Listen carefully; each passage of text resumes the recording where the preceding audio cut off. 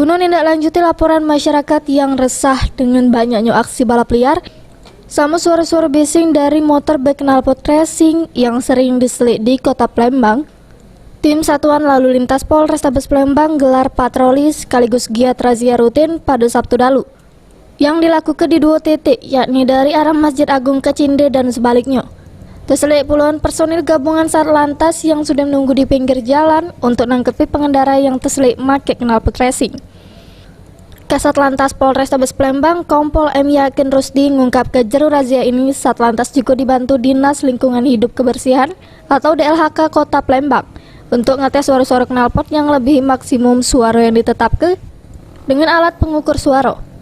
Untuk suara yang lebih dari kebisingan standarnya yakni melebihi volume 90, langsung diunjuk surat tilang. Jero razia ini Satlantas mengamankan 50 motor berknalpot racing.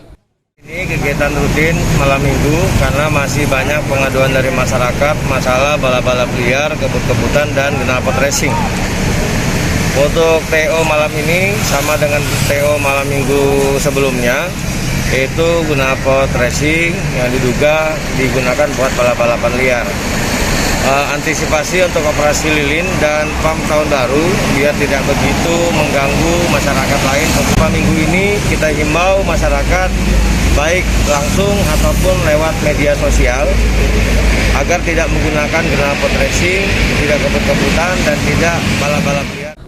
Untuk motor-motor yang sudah terjaring jero razia baru bisa dimatukan dari Mapolrestabes Palembang pada awal tahun 2021. Heru Wahyudi, PAL TV.